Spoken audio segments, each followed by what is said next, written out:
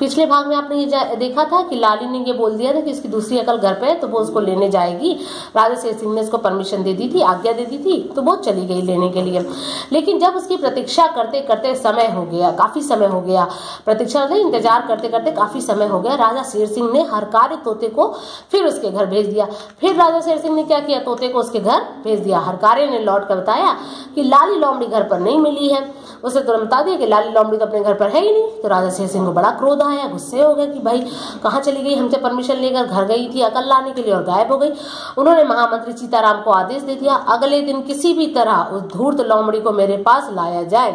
धूर्त का मतलब होता है चालाक, चालाक लोमड़ी को मेरे पास लाया जाए। मतलब उन्होंने चीताराम जो महामंत्री होते हैं, उनको राजा का मंत्री होता है ना जैसे, तो उस महामंत्री का नाम था चीताराम। चीताराम को उन्होंने बोला कि आदेश दिया कि कल किसी भी तरह से उस चालाक लोमड़ी को मेरे पास लाया जाए। अगले दिन लाली को राजा के सामने पेश किया गया। लाली को राजा के सामने पेश कर दिया गया। लाली लोमड़ी, तुमने हमें धोखा दिया, तुम दूसरी अकल लाने के बहाने झूठ बोलकर यहाँ से चली गई। अब तुरंत राजा ने सवाल पूछना शुरू कर दिया कि लाली लोमड़ी, तुमने हम सबको धोखा दिया है, तुम दूसरी अकल लाने के बहाने झूठ बोलकर यहाँ से चली गई थी। हम सब यहाँ तुम्हारा इंतजार ही करते रहे, प्रतीक्षा करते रहे, इसके लिए तुम्हें कड़े से कड़ा दंड भुगतना पड़ेगा। उसने राजा ने तुरंत बोल दिया। शेर सिंह ने एकदम गुस्से में बोल दिया, क्रोध से उफनते हुए कहा ये सारी बातें कि तुमने हमारे से झूठ बोलकर यहाँ से भाग गई थी और हम यहाँ तुम्हारा इंतजार करते रह गए, तो अब तुम्हें एक दंड मिलेगा, बहुत कड़ा से कड़ा दंड दिया जाएगा। लाली लोमड़ी हाथ जोड़कर, महाराज मैंने तो आपकी ही आज्ञा का पालन किया था। तो उसने बोला कि मैंने तो आपकी आज्ञा का पालन नहीं किया था। वह कैसे? राजा ने भी अचंभित हो गया कि अरे मैंने कौन सी आज्ञा दी थी। तो राजा भी पूछ लिए वो कैसे। तो लाली लोमड़ी ने उत्तर दिया, महाराज आप ही ने तो कल मुझे अपनी चतुराई दिखाने का आदेश दिया था। तो अब क्योंकि चतुराई दिखाने का आदेश पहले उसने दिया था ना राजा ने, कि बोला था कि आप मैंने सुना है कि तुम भाई लोगों को चकमा दे देती हो, तो मैं भी तुम्हारा ये देखना चाहता हूँ।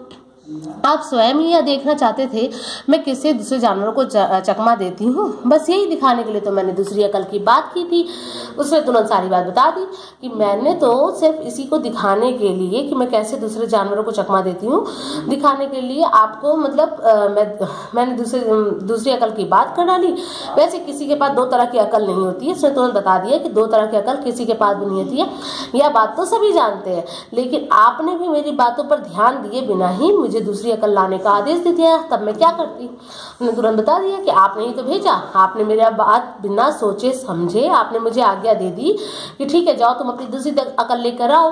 तो अब मैं क्या कर सकती हूँ, आपने मुझे आदेश दिया तो मैं चली गई। अब आप ही बताइए मैं किसी को चकमा कहाँ देती हूँ, बस अपना दिमागी पेच लगा लेती हूँ। तो उसने तुरंत बोल दिया कि मैं किसी को चकमा नहीं देती है, धोखा नहीं देती हूँ, मैं बस अपना दिमाग लगा लेती हूँ कि मेरे को कैसे इस समस्या का समाधान करना है।